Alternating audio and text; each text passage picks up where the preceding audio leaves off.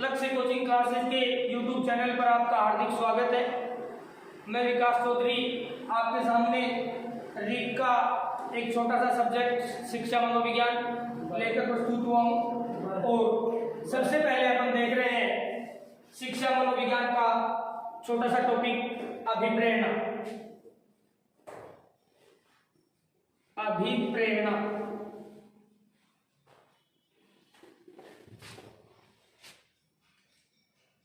अंग्रेजी भाषा में मोटिवेशन नाम से जानते हैं। अभिप्रेरणा शब्द मोटिवेशन शब्द लैटिन भाषा के मोटम शब्द से बना है, जिसका समानार्थी शब्द है दोस्तों मूवेयर। इस मोटम शब्द का हिंदी शाब्दिक अर्थ पढ़े तो हिंदी शाब्दिक अर्थ है दोस्तों गति करना। अभिप्रेरणा अंग्रेजी भाषा में मोटिवेशन के नाम से जानते हैं। ये अंग्रेजी भाषा का मोटिवेशन शब्द किस भाषा से मिलकर बना है दोस्तों? लैटिन भाषा के किस शब्द से बना है? मोटम से। मोटम का शब्द का समानार्थी शब्द कौन सा है? मूवेयर। और इनका हिंदी शाब्दिक अर्थ क्या है दोस्तों? गति करना। अपन पढ़ रहे हैं सबसे पहले एक पॉइंट है अपने पास अभिप्रेरणा का एक परिचय, जिसमें अपन ने शब्द निर्माण देखा। अब अपन सेकंड पॉइंट देख रहे हैं अभिप्रेरणा को प्रदान की जाने वाली संज्ञाएं, यानी मनोवैज्ञानिकों ने अभिप्रेरणा को किस किस नाम से पुकारा है। यहां से सेकंड ग्रेड में भी 2-3 बार क्वेश्चन पूछा गया है। और सबसे फैबुलस संज्ञा है इसकी, अभिप्रेरणा को अधिगम का राष्ट्रीय राजमार्ग। अभिप्रेरणा को अधिगम का राष्ट्रीय राजमार्ग कहने वाले कौन थे दोस्तों?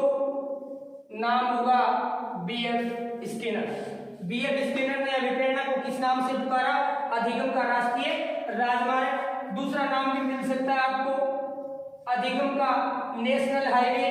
तीसरा नाम भी मिल सकता है अपने को अधिगम का स्वर्णिम पथ। और चौथा नाम भी मिल सकता है अपने को अधिगम की सुनहरी सड़क। यानी चारों ही कनेक्ट हैं जो B.F. स्किनर द्वारा प्रयुक्त की गई है। परीक्षा के चाहे कोई भी पूछ ले आपको आंसर एक ही होगा। ये संज्ञा देने वाले कौन थे?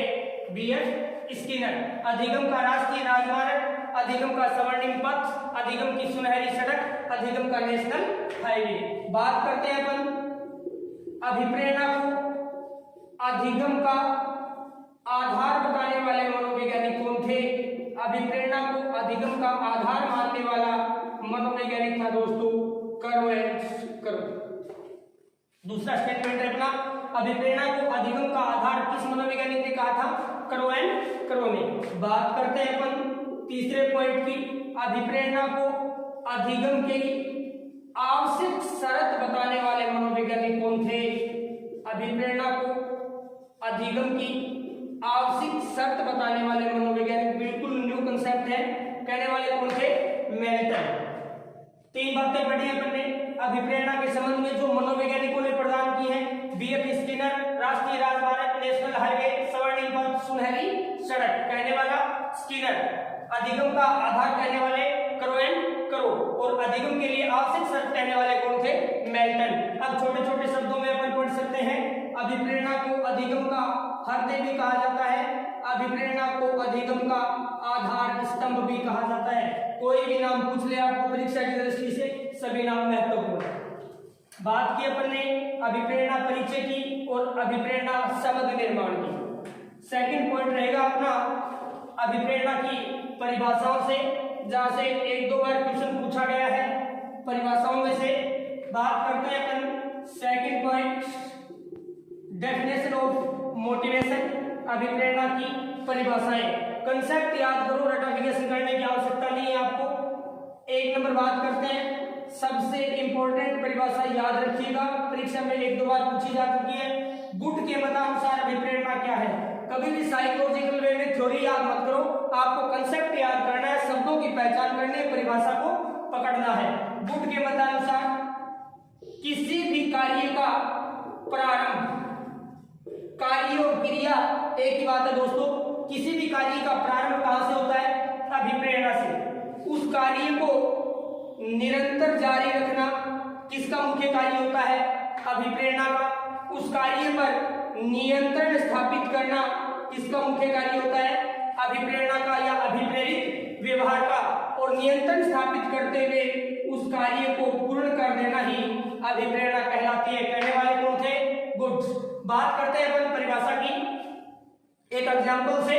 किसी कार्य का प्रारंभ करना, आपने देखे होंगे प्रतियोगी परीक्षाओं के दौरान कुछ विद्यार्थी रीट की तैयारी करने के लिए आते हैं, उन सोच लेते हैं, पहले ही अपना इरादा बना लेते हैं कि रीट की तैयारी करेंगे, अपन मार्गदर्शन लेंगे, या अपन सेल्फ स्टडी करेंगे, या अपन बुक्स से अध्ययन करेंगे, या अपन कोई लाइब्रेरी ज्वाइन करेंगे, या अपन कोई कोचिंग ज्वाइन करेंगे। वो कार्य का क्या कर देते हैं? प्रारंभ कर देते हैं। कार्य का प्रारंभ करने का तात्पर्य यहाँ से होगा दोस्तों कि अधिगमकर्ता का व्यवहार 100% क्या है? अभिप्रेरित है। तभी तो उसने क्या किया है? उस कार्य को प्रारंभ किया है। कार्य प्रारंभ कर देने के पश्चात 5 से 7 दिन वो कोचिंग में जाते हैं। कोचिंग में जाते हैं इसका मतलब वो 2 से 3 दिन, 4 दिन, 5 दिन जाते हैं, फिर 2 दिन बीच में रह जाते हैं, 1 दिन छोड़ के 1 दिन चले जाते हैं, 2 दिन छोड़ के 5 दिन फिर चले जाते हैं। यानी अधिगमकर्ता ने कार्य के अंदर निरंतरता खो दी। यहाँ उसमें अभिप्रेरणा का अभाव हो जाएगा, अभिप्रेरित व्यवहार विलुप्त हो जाएगा। ऐसा करना अभिप्रेरणा नहीं मानी जाती। जबकि कार्य की शुरुआत कर दी तो उस कार्य को निरंतर क्या रखा जाए? जारी रखा जाए। तथा उस कार्य में अधिगमकर्ता की कमांड होना भी जरूरी है। ऐसा नहीं हो कार्य अधिगमकर्ता की मानसिक शक्तियों के बाहर हो या वो अपना उस पर नियंत्रण स्थापित ना कर सके। नियंत्रण स्थापित करते हुए उस कार्य को पूर्ण कर देना। यानी स्टूडेंट ने मार्गदर्शन लेने का इरादा बनाया, लगातार वो प्रयासरत रहा, 3 महीने उसने मार्गदर्शन लिया, उस कार्य पे उसका नियंत्रण था, समय के अनुसार उसने सिलेबस पढ़ा, पूर्ण किया, अच्छा रिवीजन किया और उसका रीट में चयन भी हो गया। कार्य को क्या कर लिया दोस्तों? उसने पूर्ण कर लिया। इसका मतलब उसमें क्या थी? अभिप्रेरणा थी। और कहने वाले कौन थे दोस्तों? ये गुड थे। बात करते हैं अपन दूसरी डेफिनेशन की। रटाफिकेशन आपको बिल्कुल भी नहीं करना है, कंसेप्ट पढ़ने हैं, वर्ड्स की पहचान करनी है, बहुत अच्छा कर पाओगे आप। 2 नंबर पे बात करते हैं अपन वुडवर्थ के मतानुसार। वुडवर्थ ने भी अभिप्रेरणा को परिभाषित किया है। किस प्रकार किया है? 2 ही शब्द याद रखने हैं। अभिप्रेरणा वो तात्कालीन बल है जो व्यवहार को क्या प्रदान करता है दोस्तों? ऊर्जा प्रदान करता है। क्या प्रदान करता है? ऊर्जा प्रदान करता है। मानना किसका था? वुडवर्थ का मानना था अभिप्रेरणा वो तात्कालीन बल है, यानी बालक के व्यवहार को क्या दे? ऊर्जा प्रदान करे, कार्य करने के लिए उसमें उत्साह का संचार करे, वो ही क्या है? अभिप्रेरणा है। और कहने वाले कौन थे दोस्तों? वुडवर्थ थे। बात करते हैं अपन 3 नंबर डेफिनेशन की। क्रेंचफील्ड के मतानुसार एक ही वर्ड याद रखना है अपने को, सिर्फ और सिर्फ आपके मस्तिष्क जेहन में उठने वाले हर क्यों का जवाब, आपके मस्तिष्क में उठने वाले हर क्यों का जवाब देने वाली क्रिया कौन सी होगी? देने वाला संप्रत्यय कौन सा होगा? केवल अभिप्रेरणा होगी। मैंने क्यों किया, मैं क्यों जा रहा हूं, मैं क्यों पढ़ रहा हूं, मेरे इरादे क्या है, मैं कैसे कर पाऊंगा, इन सब का जवाब देने वाली कौन है? अभिप्रेरणा है। कहने वाले कौन थे दोस्तों? क्रेंचफील्ड। बात करते हैं अपन 4 नंबर पे करो के मतानुसार अभिप्रेरणा अधिगम के लिए सबसे पहला कार्य कौन सा करती है दोस्तों? रुचि का सर्जन। बालक के अंदर रुचि सर्जित करना। ऐसा नहीं हो कि कक्षा में बालक बैठा है, आपने आते ही प्रस्तुतिकरण दिया, टॉपिक पढ़ा दिया, बालकों के अंदर विषय वस्तु से नहीं जोड़ा, उनकी रुचि नहीं हुई। ऐसा करना बालक को अभिप्रेरित करना नहीं है। जबकि अभिप्रेरित करना क्या है? विषय वस्तु के प्रस्तुतिकरण से पहले कक्षा के प्रत्येक विद्यार्थी को विषय वस्तु से जोड़ने के लिए उनमें रुचि जागृत करे। करो का मानना है ये अधिगम के लिए रुचि का सर्जन करना।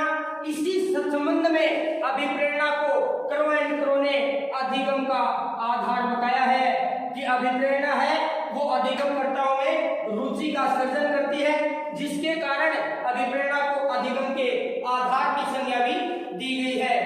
बात करते हैं अपन 5 नंबर परिभाषा की। एटकिंसन के शब्दों में 5 नंबर परिभाषा है अपनी एटकिंसन के शब्दों में। एटकिंसन ने बताया कि अभिप्रेरणा का भावना का क्रिया के लिए उत्तेजित होकर क्या उत्पन्न करना है? प्रभाव उत्पन्न करना है। मानना किसका था दोस्तों? एटकिंसन का। एटकिंसन के मतानुसार अभिप्रेरणा क्या है कि बालक के अंदर उन भावों की जागृति करना ताकि वो अपने लक्ष्य के प्रति अपने विचारों का संगठन कर सके, भावना जागृत हुई किसके लिए? क्रिया के लिए। उत्तेजित हुई, मुझे ये करना है, मुझे ये बनना है, मैं ये बनूंगा, उसका प्रभाव उत्पन्न करना क्या कहलाती है? अभिप्रेरणा कहलाती है। कहने वाले कौन थे दोस्तों? एटकिंसन। मोस्टली परिभाषा याद रखिएगा। सबसे पहले वेरी इंपॉर्टेंट याद रखने वाली बात है गुड की, 2 नंबर पे याद रखेंगे वुडवर्थ के मतानुसार। बाकी एक बार थोड़ी सी सरसरी नजर से देख लेना। बात की अपन ने अभिप्रेरणा की परिभाषाओं की, कोई दिक्कत नहीं है इनमें, शब्द निर्माण हो गया अपना। अभिप्रेरणा को दी जाने वाली संज्ञाओं की स्थिति की जानकारी ले ली अपन ने। बात कर ली अपन ने अभिप्रेरणा की डेफिनेशन यानी अभिप्रेरणा की परिभाषाएं। अब बात करते हैं दोस्तों अपन नेचर ऑफ मोटिवेशन। अभिप्रेरणा की प्रकृति क्या है? सबसे पहला क्वेश्चन अपने को सबसे महत्वपूर्ण बात याद रखनी है कि यहाँ से प्रश्न कैसे पूछता है। मैं कितना भी अच्छा आपको बता दूं, कितना भी अच्छा आपको समझा दूं, प्रकृति से संबंधित आपको 20 पॉइंट लिखवा दूं, लेकिन प्रश्न सही आपका आपके एप्टीट्यूड से होगा। अगर आपका दृष्टिकोण सकारात्मक है तो प्रश्न आसानी से सही कर सकते हैं अपन। हमेशा ही प्रश्न जो अप्लाइड बनते हैं वो प्रकृति से बनते हैं, क्योंकि यहाँ कोई निश्चित उत्तर नहीं होता। बात करते हैं अपन सबसे पहले कि अभिप्रेरणा की प्रकृति के संबंध में क्वेश्चन कैसे आता है। जैसे रीट 2017 में पूछा था कि अभिप्रेरणा के संबंध में तर्क संगत नहीं है या अभिप्रेरणा किस प्रकार की क्रिया है। तो अभिप्रेरणा को किस क्रिया के रूप में स्वीकार किया गया था? अपन ने पढ़ा था अभी भी भावना के रूप में, कि एटकिंसन ने बताया था कि भावना का क्रिया के लिए उत्तेजित होकर प्रभाव उत्पन्न करना ही क्या कहलाती है? अभिप्रेरणा कहलाती है। बात करते हैं अपन सबसे पहले अभिप्रेरणा की प्रकृति में 2 पॉइंट अपने पास। अभिप्रेरणा जन्मजात है या अर्जित? या 100% याद रखना, अभिप्रेरणा दोनों स्वरूप में होती है। अभिप्रेरणा जन्मजात में होती है और अर्जित में होती है। सेकंड बात कर रहे हैं अपन, रीट 2017 में पूछा गया अभिप्रेरणा कैसी क्रिया है दोस्तों? अभिप्रेरणा कैसी क्रिया है? भावात्मक क्रिया है। कैसी क्रिया है? भावात्मक क्रिया। 3 नंबर बात कर रहे हैं अपन, अभिप्रेरणा कैसी क्रिया है? चयनात्मक क्रिया है। कैसी प्रक्रिया है? चयनात्मक प्रक्रिया। क्यों है? जब तक लक्ष्य की प्राप्ति नहीं हो जाती तब तक अधिगम करता उसी वे में चलता रहता है। बात करते हैं अपन अभिप्रेरणा निरंतर रूप से चलने वाली प्रक्रिया है। कैसे चलने वाली है? निरंतर रूप से, यानी अभिप्रेरित व्यवहार निरंतर रूप से चलता रहता है। याद रखिएगा अभिप्रेरित व्यवहार निरंतर एवं चक्रीय होता है। इंपॉर्टेंट है परीक्षा के लिहाज से। अभिप्रेरित व्यवहार क्या होता है? निरंतर होता है और चक्रीय होता है, राउंडेड। बात करते हैं अपन 5 नंबर पॉइंट की, अभिप्रेरणा लक्ष्य केंद्रित प्रक्रिया है। कैसी प्रक्रिया है? लक्ष्य केंद्रित, यानी बालक का पूर्णतः फोकस अपने गोल पे होता है, टारगेट अचीव करना होता है उसको, इसलिए कैसी प्रक्रिया माना गया है? लक्ष्य केंद्रित प्रक्रिया।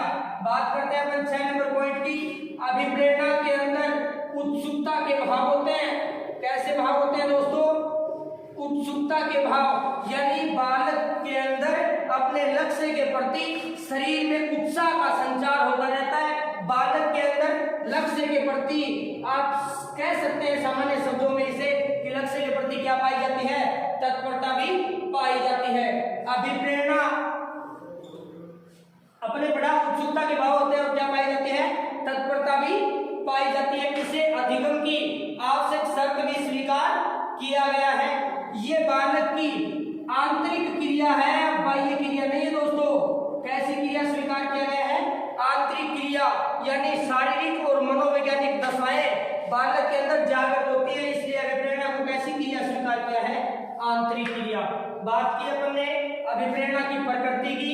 अभिप्रेरणा की प्रकृति के संबंध में क्वेश्चन की टाइप की चर्चा की अपन ने, किस प्रकार पूछेगा, किस प्रकार रीट 2017 में पूछा गया था।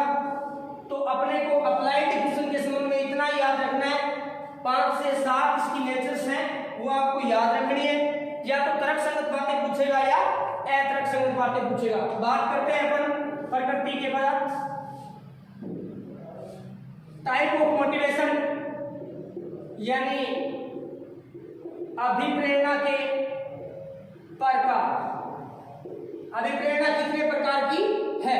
Type of motivation. अभिप्रेरणा को कितने रूप में स्वीकार किया गया है? डायग्राम से देखिएगा थोड़ा सा, बिल्कुल भी रेटाफिकेशन नहीं करना, कंसेप्ट पढ़नी है, हर पहलू आपके सामने है। 1 नंबर अभिप्रेरणा को प्रथम चरण में प्राथमिक के रूप में स्वीकार किया गया है और 2 नंबर पे है दोस्तों अभिप्रेरणा द्वितीयक। 2 बातें हो गई, एक तो अधिगमकर्ता में प्राथमिक अभिप्रेरणा है और दूसरी अधिगमकर्ता के अंदर द्वितीयक अभिप्रेरणा। टाइप ऑफ मोटिवेशन, ठीक है। अब जरूरी नहीं है आपको परीक्षा में प्राथमिक और द्वितीयक अभिप्रेरणा के नाम मिले, हो सकता है आपको प्राथमिक की जगह दूसरा नाम मिल जाए प्राकृतिक, तो द्वितीयक को कौन सा नाम देंगे अपन, ये अभिप्रेरणा कैसी होगी, कर्तरी।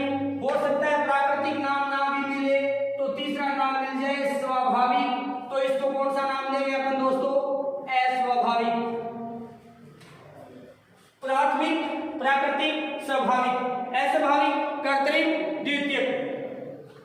ये नाम ना भी मिले दोस्तों, हो सकता है अपने को नाम क्या मिल जाए, अभिप्रेरणा जन्मजात, और हो सकता है इसका चौथा नाम क्या मिल जाए, अर्जित। इनके अलावा आपको कोई अन्य नाम नहीं मिलेगा। चारों नाम ध्यान से देखना एक बार, जन्मजात अभिप्रेरणा, प्राथमिक अभिप्रेरणा, प्राकृतिक अभिप्रेरणा, स्वाभाविक अभिप्रेरणा। 2 भागों में बांटी है अपन ने टाइप ऑफ मोटिवेशन, अभिप्रेरणा के प्रकार। सबसे पहला प्रकार पढ़ते हैं कि जन्मजात अभिप्रेरणा कौन सी होती है और अर्जित अभिप्रेरणा कौन सी होती है, यानी इनके प्रभाव से प्रभावित होकर अधिगमकर्ता द्वारा परिवेश में क्रियाएं कैसे की जाती हैं। सबसे पहला शॉर्ट में याद रखने के लिए स्वयं की इच्छा,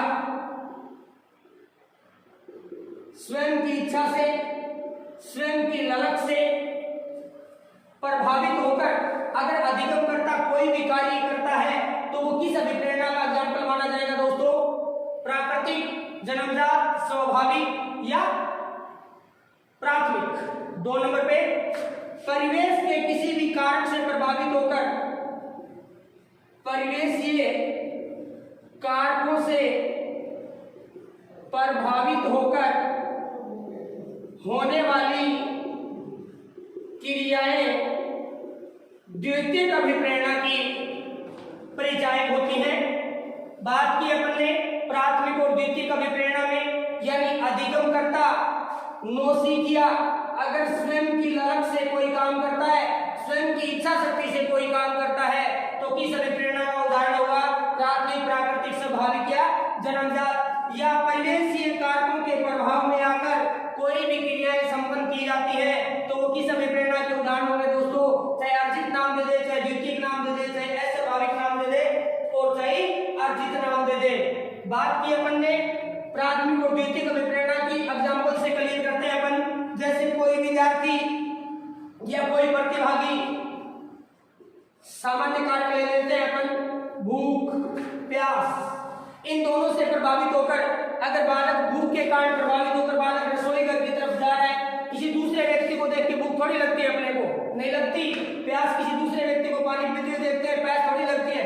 यानी बालक के ये कारक क्या है, जन्मजात होते हैं। बात यहाँ प्रेरकों की भी हो सकती है, क्योंकि जैविक प्रेरकों से प्रभावित होकर होने वाले कार्य क्रियाएं हमेशा किस अभिप्रेरणा के उदाहरण होते हैं दोस्तों, प्राथमिक अभिप्रेरणा के। बात की अपन ने परिवेशीय कारकों की, शारीरिक दंड के भय से, शारीरिक दंड के वजह से समाज में प्रशंसा प्राप्त करने के लिए या किसी व्यक्ति विशेष से पुरस्कार प्राप्त करने के लिए कोई व्यक्ति किसी प्रकार की क्रियाएं परिवेश में संपन्न करता है तो वो किस अभिप्रेरणा का उदाहरण माना जाता है, अर्जित, द्वितीयक, कृत्रिम या अस्वाभाविक अभिप्रेरणा। बात करते हैं अपन इंपॉर्टेंट फैक्टर पे। ये तो थी सामान्य बात दोस्तों, स्वाभाविक सी है। स्वयं की इच्छा से कोई कार्य कर रहे हैं आप, तो आपकी अभिप्रेरणा के उदाहरण है प्राथमिक अभिप्रेरणा के, मुझे बनना है, ये मेरी जरूरत है और मैं ये बनूंगा, तो आप किसके उदाहरण है, प्राथमिक अभिप्रेरणा के। मेरा साथी ये कर रहा है, मुझे ये करना पड़ेगा, या मैं उनके दबाव में आकर या प्रशंसा या पुरस्कार प्राप्त करने के लिए या उस किसी व्यक्ति के भय में आकर मुझे ये कार्य करना पड़ रहा है, तो कार्य आपकी इच्छा शक्ति से नहीं हो रहा, कार्य परिवेश के कारकों के दबाव से हो रहा है। इसलिए आप किस अभिप्रेरणा के उदाहरण होंगे, कर्तरी, द्वितीय, अर्जित या अस्वाभाविक। इंपॉर्टेंट फैक्टर याद कीजिएगा।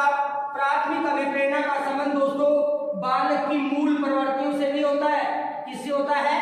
मूल प्रवृत्तियों से। वैसे टॉपिक अलग से पढ़ाऊंगा, मूल प्रवृत्ति आपको निरंतर बने रहिए आप। मूल प्रवृत्तियों के जनक कौन माने जाते हैं दोस्तों?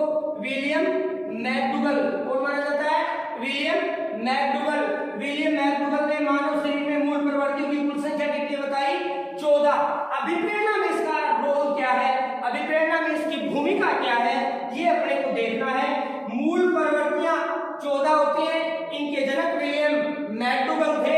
विलियम मैकडूगल ने मूल प्रवृत्तियों की संख्या 14 बताई, लेकिन फैक्टर है वुडवर्थ ने मूल प्रवृत्तियों से संबंध रखने वाली अभिप्रेरणा को अनसीखी अभिप्रेरणा की संज्ञा दी है। कैसे अभिप्रेरणा कहा है दोस्तों?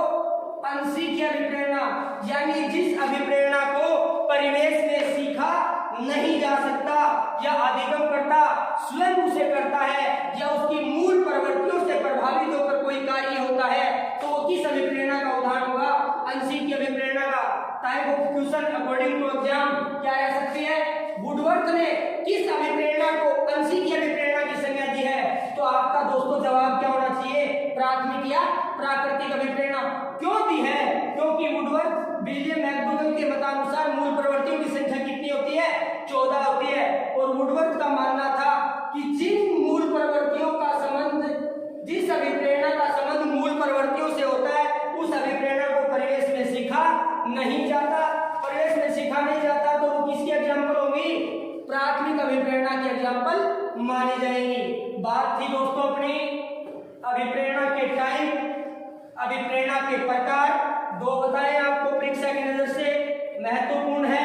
फैक्ट भी बताया आपको। अब बात करते हैं अपन राउंड ऑफ मोटिवेशन, अभिप्रेरणा का चक्कर। 2 बातें हैं, इंपॉर्टेंट है दोनों ही, 1-2 बार पूछी भी गई है। अभिप्रेरणा का सूत्र तथा अभिप्रेरणा का चक्र। बात करते हैं अभिप्रेरणा की शुरुआत कहां से होती है? अभिप्रेरणा की शुरुआत कहां से होती है? आप कोई कार्य करना शुरू करते हैं, सबसे पहले आपको क्या ऐसी नौबत आती है कि आप उस कार्य के लिए जरूरी समझते हैं? सबसे पहला फैक्ट पॉइंट पढ़ेंगे अपन। अभिप्रेरणा की शुरुआत के लिए दोस्तों अधिगमकर्ता की क्या होती है? आवश्यकता होती है। अभिप्रेरणा का जन्म किससे होता है दोस्तों? आवश्यकता से होता है। अपन याद रखिएगा, आवश्यकता नाम ना भी मिले तो परीक्षा में नाम मिल सकता है। अभिप्रेरणा का प्रारंभ प्रेरकों से माना जाता है। अब आपके दिमाग में क्वेश्चन आ रहा होगा, सर ये प्रेरक क्या है? अरे टॉपिक अलग है, स्पेशल पढ़ाएंगे, लेकिन कंसेप्ट बता देता हूँ छोटी सी। शरीर की वो शारीरिक और मनोवैज्ञानिक दशाएं जो किसी कार्य को करने के लिए अपने को प्रेरणा प्रदान करती हैं, वो कहलाते हैं दोस्तों प्रेरक। और प्रेरकों का वर्गीकरण, सर्वमान्य वर्गीकरण करने वाले थे इब्राहिम मैस्लो। 2 भागों में बांटे, एक तो जन्मजात और दूसरे अर्जित। जन्मजात प्रेरकों को जैविक प्रेरकों की संज्ञा भी दी थी। टॉपिक अलग से पढ़ेंगे, स्पेशल पढ़ेंगे। अपन बात कर रहे हैं अभिप्रेरणा का सूत्र और अभिप्रेरणा का चक्र। चलो बनाते हैं राउंड ऑफ मोटिवेशन। थोड़ा सा रेखा चित्र पे ध्यान दीजिए, ज्यादा भटकने की आवश्यकता नहीं है। एक बार थोड़ा सा सरसरी नजर से पढ़ लिया, अच्छी तरह याद हो जाएगा। सबसे पहले होती है दोस्तों आवश्यकता। आवश्यकता होने के बाद होते हैं दोस्तों चालक। चालक होने के बाद होता है दोस्तों क्रियाएं, और क्रियाएं संपन्न होने के बाद प्राप्ति होती है दोस्तों प्रोत्साहन। किसकी प्राप्ति होती है? प्रोत्साहन। राउंड में पढ़ रहे हैं अपन, अभिप्रेरणा चक्र में पढ़ रहे हैं अपन कि अभिप्रेरणा चक्र क्या है। सबसे पहले अधिगमकर्ता को क्या होती है दोस्तों? आवश्यकता। अब आप ये समझिए आवश्यकता क्या है, आवश्यकता क्यों होती है, आवश्यकता कब होती है और आवश्यकता कैसे होती है। तो अपने पास मानव शरीर में 2 पार्ट मिलेंगे आपको। कितने पार्ट मिलेंगे? 2 पार्ट मिलेंगे। या तो दोस्तों आपके पास किसी चीज की क्या हो सकती है? कमी हो सकती है, या आपके पास किसी चीज की क्या हो सकती है दोस्तों? अधिकता हो सकती है। या तो कमी महसूस करता है अधिगमकर्ता, या फिर उसके पास अधिकता होती है, इसलिए वो क्या महसूस करता है? आवश्यकता महसूस करता है। आवश्यकता के अंदर देखिए, जब कमी होगी तो क्रियाएं किससे संबंधित होंगी दोस्तों? अर्जन से संबंधित होंगी। और जब अधिकता होगी तो क्रियाएं किससे संबंधित होंगी?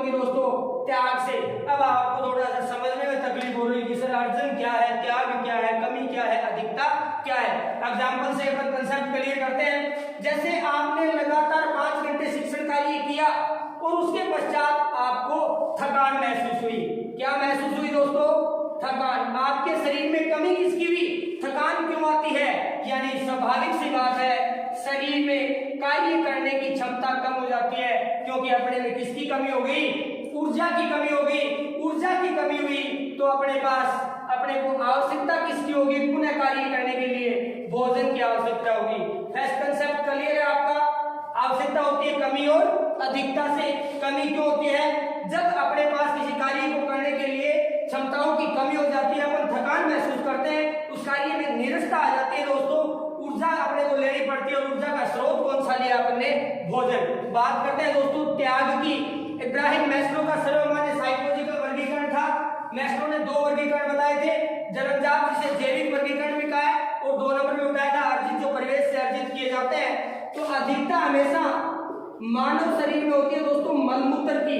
अब बताइए मलमूत्र का आपको अर्जन करना पड़ेगा या त्याग करना पड़ेगा? यानी मलमूत्र का स्वाभाविक सी बात है दोस्तों, क्या करना पड़ेगा? त्याग करना पड़ेगा।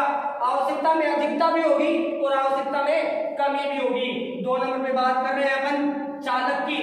एक कड़ी से कड़ी जोड़ते हुए पढ़िए, 1% भी दिक्कत नहीं होगी आपको। आवश्यकता के पश्चात जन्म किसका होता है दोस्तों? चालक का। आपको ऊर्जा की कमी हुई है शरीर में, वापिस उसी कंसेप्ट पे आइए। ऊर्जा की कमी हुई, आवश्यकता किसकी है? भोजन की। भोजन की मांग कब होती है? कौन सा चालक शरीर में जागृत हो जिसे भोजन की मांग हो? तो स्वाभाविक सी बात है दोस्तों, पानी की कमी होगी तो प्यास जागृत होगी, भोजन की कमी होगी तो भूख जागृत होगी। चालक जागृत होते ही मानव भोजन की तलाश में भटकना शुरू कर देता है कि भोजन अपने को कहाँ मिले। ये भटकना किस रूप में याद करना है अपने को? क्रियाओं का। ऊर्जा की कमी के पश्चात भोजन की तलाश करते मानव क्रियाएं करता है। याद रखिएगा दोस्तों, क्रियाओं के 2 स्वरूप होंगे अपने पास। एक तो क्रियाओं का स्वरूप होगा वांछित और दूसरा क्रियाओं का स्वरूप होगा वो होगा दोस्तों अवांछित। वांछित क्रियाएं हमेशा टारगेट अचीव करती हैं, अवांछित क्रियाएं बालक को अपने लक्ष्य से क्या कर देती हैं? भटका देती हैं। अधिगमकर्ता का चालक जागृत हुआ, क्रियाएं करनी शुरू की।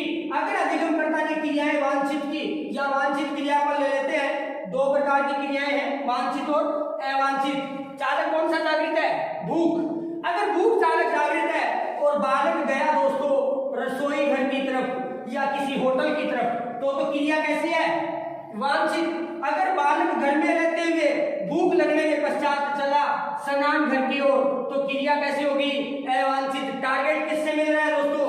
वांछित क्रिया से। रसोई घर में गया, रसोई घर में जाते क्या मिला दोस्तों? भोजन मिला। ये भोजन दोस्तों क्या कहलाएगा? प्रोत्साहन कहलाएगा। इंपॉर्टेंट कंसेप्ट है इसकी। प्रोत्साहन हमेशा चालक की संतुष्टि पर बल देता है। किस पे बल देता है? संतुष्टि पे। लेकिन प्रोत्साहन मिलेगा कब? जब क्रियाएं कैसी होंगी? वांछित। चालक स्वाभाविक है जागृत होना, लेकिन चालक के जागृत होने के पश्चात क्रियाओं का स्वरूप निर्धारित करेगा कि आप टारगेट प्राप्त कर पाएंगे या नहीं कर पाएंगे। क्रियाएं वांछित होंगी तो प्रोत्साहन की प्राप्ति होगी, क्रियाएं अवांछित होंगी तो प्रोत्साहन की प्राप्ति नहीं होगी। मान लीजिए आपने क्रियाएं वांछित की, आपको भोजन की प्राप्ति हुई, संतुष्ट कौन होगा दोस्तों? चालक संतुष्ट होता है। ये था अभिप्रेरणा का चक्कर। कहीं से किसी के दिमाग में किसी प्रकार का कोई डाउट रह जाए, दोबारा बता रहा हूं। आवश्यकता सबसे पहले होगी कब? या तो शरीर में क्या हो? कमी, या क्या हो? अधिकता। 2 नंबर पे आवश्यकता होने के बाद क्या जागृत होगा? चालक। चालक अपने से क्या करवाएगा? व्यवहार या परिवेश में क्रियाएं। क्रियाएं कितने भागों में होंगी? 2 भागों में, वांछित और अवांछित। वांछित होंगी तो टारगेट अचीव करेंगे, वांछित नहीं होंगी तो असफलता लगेगी। वांछित क्रियाओं के पश्चात किसकी प्राप्ति होती है?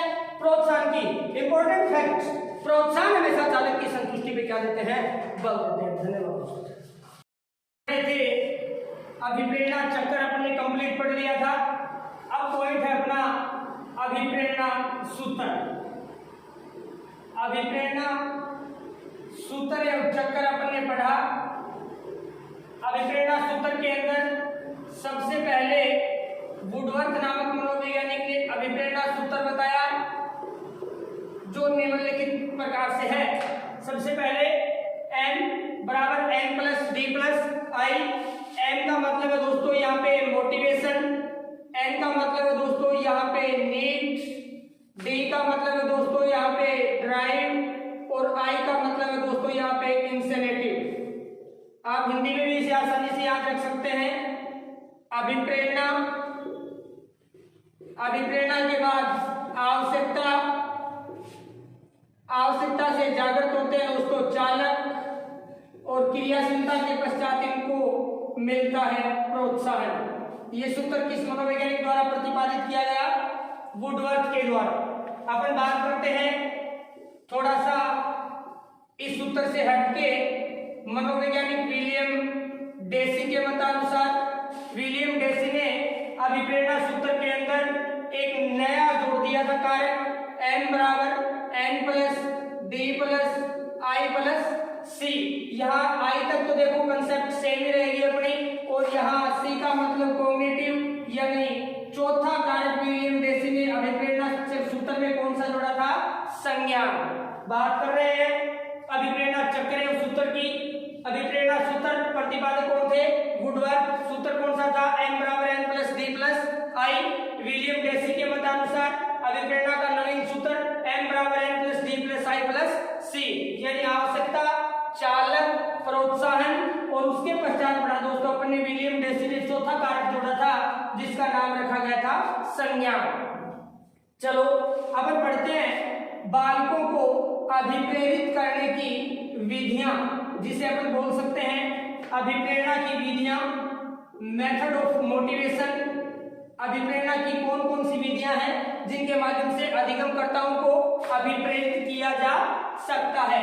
सबसे पहले अपन पढ़ते हैं दोस्तों साइकोलॉजिकल विधियां, मनोवैज्ञानिक विधियां, जिनके लिए दो पार्ट है अपने पास। एक तो मनोवैज्ञानिक विधियां और दूसरी कक्षा कक्ष में शिक्षकों द्वारा अधिगमकर्ताओं को अभिप्रेरित करने के लिए प्रयुक्त विधियां की कौन कौन सी विधियां प्रयुक्त की जाती हैं? सबसे पहले पढ़ रहे हैं अपन अधिगमकर्ताओं में किसका सर्जन किया जाए दोस्तों? रुचि का सर्जन किया जाए।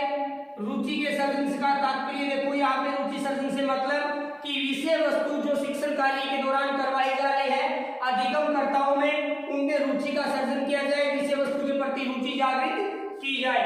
2 नंबर पे अपन पढ़ रहे हैं दोस्तों विद्यार्थियों को रुचि का सर्जन करने, विषय वस्तु से जोड़ने के पश्चात प्रोत्साहन का कक्षा कक्ष में प्रयोग किया जाए, या आप इसे पुनर्बलन भी बोल सकते हैं, पुनर्बलन दिया जाए।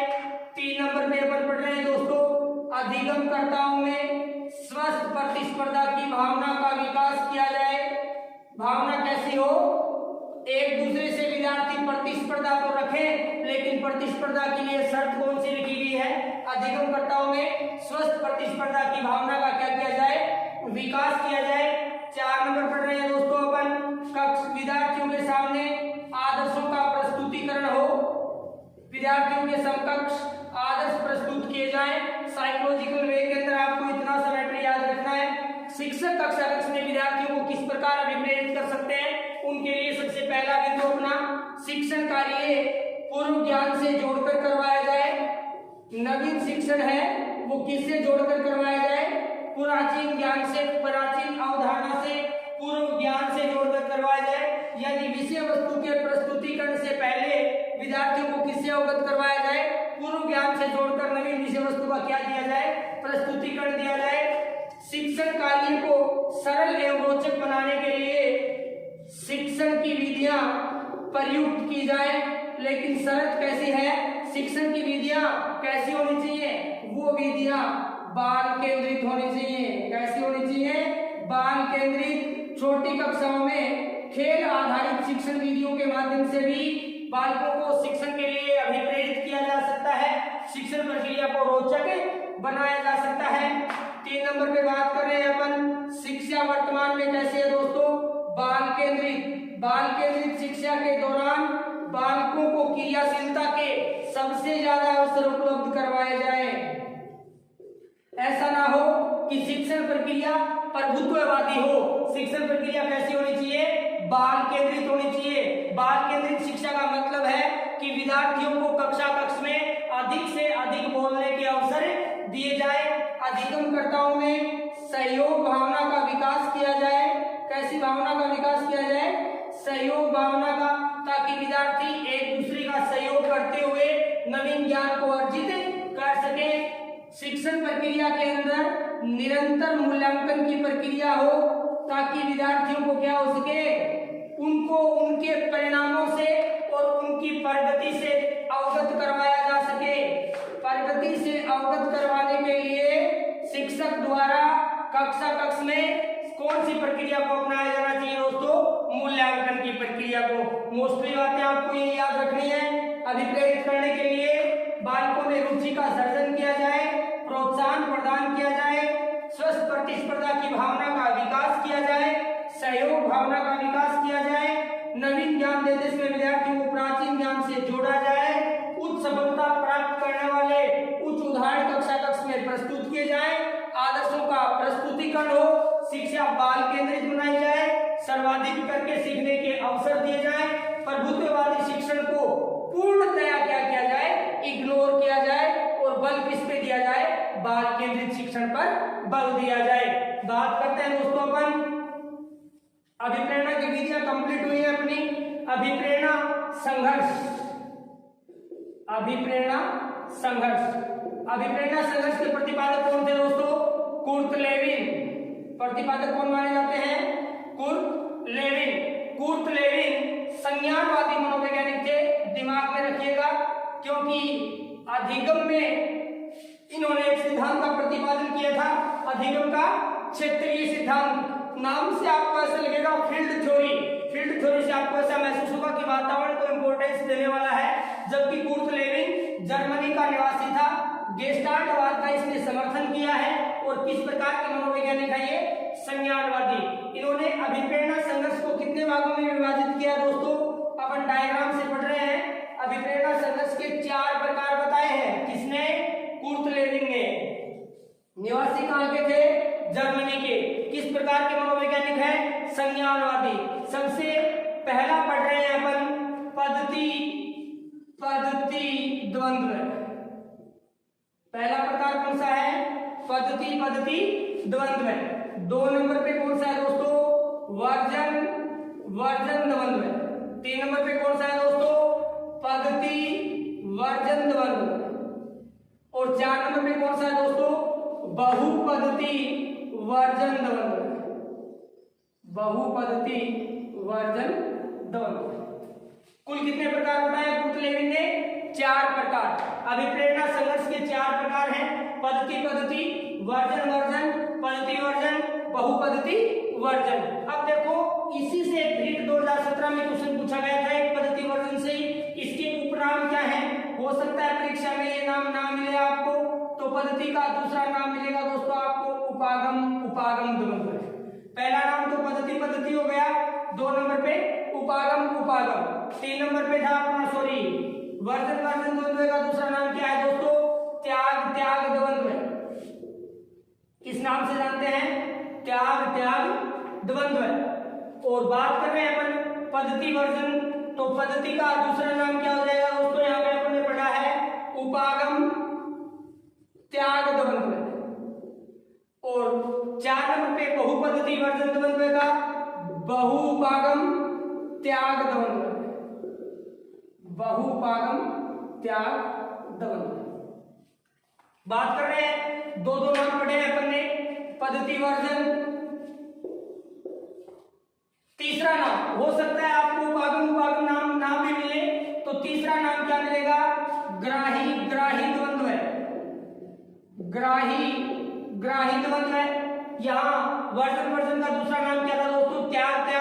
तीसरा नाम क्या मिलेगा, परिहार द्वंद्व है, परिहार द्वंद्व है। यहाँ था दोस्तों अपना उपागम त्याग द्वंद्व। बात वही है, सिर्फ अपने को एक ही याद रखना है। यहाँ आपने लिखा उपागम त्याग द्वंद्व है, एक सकारात्मक होगा तो ग्राही और दूसरा परिहार, ग्राही परिहार द्वंद्व है। देखो सकारात्मक ग्राही, परिहार नकारात्मक, परिहार नकारात्मक। तीसरा नाम अपन पढ़ रहे हैं दोस्तों यहाँ पे बहुपागम का बहुग्राही परिहार द्वंद्व। ये तो थे दोस्तों उपनाम। अपन ने अपने को इसकी अवधारणा कि ये होते क्या है, सबसे पहला पार्ट उपागम उपागम है, 2 नंबर पे वर्जन वर्जन है, 3 नंबर पे पद्धति वर्जन है और 4 नंबर पे बहुपद्धति वर्जन है। इसमें होने वाली क्रियाएं, होने वाले कार्यों का प्रभाव देखने को मिलेगा कि किस प्रकार इस अभिप्रेरणा संघर्ष में अधिगमकर्ता व्यवहार करता है। सबसे पहला पॉइंट अपने को याद रखना है कि जब अधिगमकर्ता के पास कोई भी दो विचार कैसे होने चाहिए, सकारात्मक, और सकारात्मक की संख्या कितनी बताई है, 2 या 2 से अधिक। आगे बढ़ेंगे अपन, 2 सकारात्मक विचारों में, 2 सकारात्मक लक्ष्यों में, 2 सकारात्मक निर्णयों में, 2 सकारात्मक विचारों में निर्णय लेने में अधिगमकर्ता क्या महसूस करे, कठिनाई महसूस करे, निर्णय में कठिनाई महसूस करे।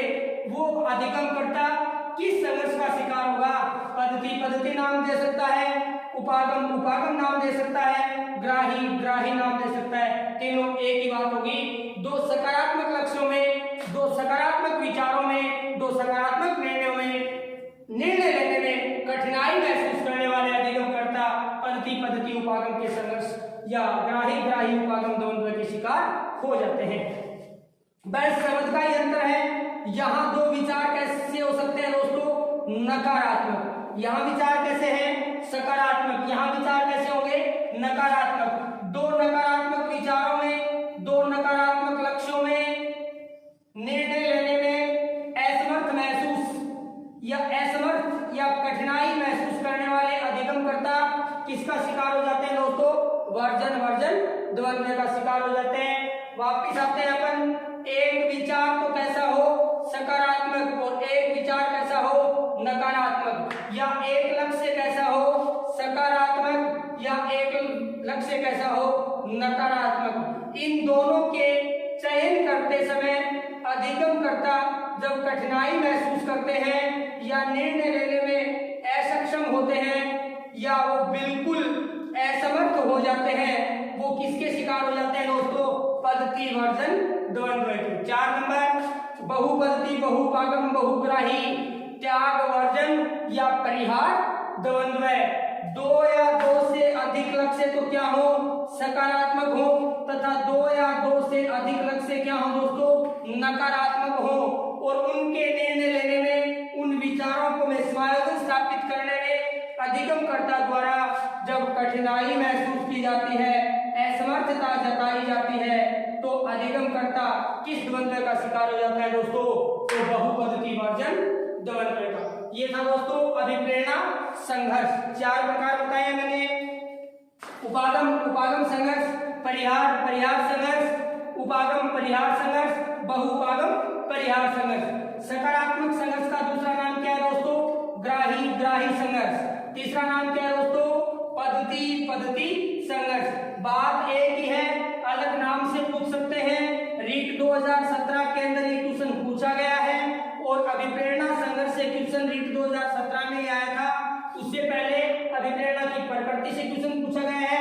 सेकंड ग्रेड में काफी बार अभिप्रेरणा चक्कर और सूत्र से क्वेश्चन पूछे गए हैं और परिभाषा है वो सबसे ज्यादा गुड की पूछी गई है दोस्तों। अंतिम बिंदु की ओर अपन चलते हैं, अभिप्रेरणा के सिद्धांत। अभिप्रेरणा के सिद्धांत, बस नाम याद रखिएगा, व्याख्या याद रखने की कोई जरूरत नहीं है। प्रिंसिपल ऑफ मोटिवेशन, अभिप्रेरणा के सिद्धांत। अभिप्रेरणा के सिद्धांत में सबसे पहले अपन लेके चलते हैं दोस्तों 1 नंबर, मनोविश्लेषणात्मक सिद्धांत। मनोविश्लेषणात्मक सिद्धांत 2 नंबर पे लेके चलते हैं दोस्तों अपन उद्दीपन अनुक्रिया सिद्धांत। 3 नंबर पे लेके चलते हैं दोस्तों अपन मूल प्रवृत्तियों का सिद्धांत। मूल प्रवृत्तियों का सिद्धांत। 4 नंबर पे लेके चलते हैं दोस्तों अपन अधिगम का क्षेत्रीय सिद्धांत।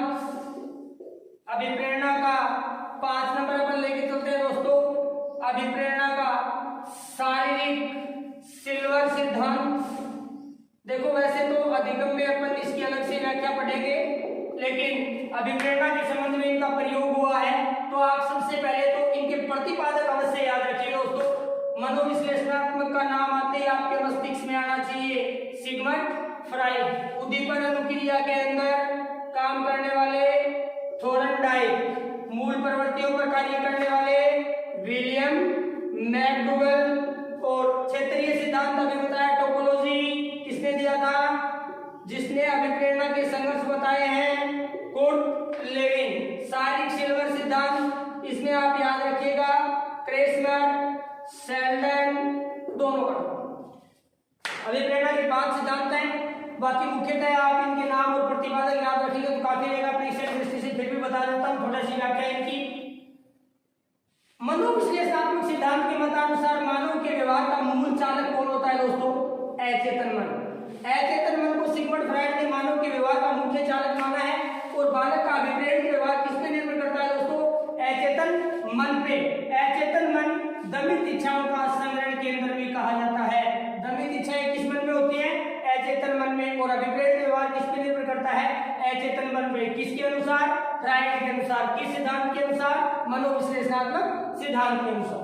बात करते हैं उद्दीपन अनुक्रिया। प्रतिपादक कौन है दोस्तों, थोरनडाइक। इसमें अभिप्रेरित व्यवहार उद्दीपन की प्राप्ति तक निरंतर बना रहता है।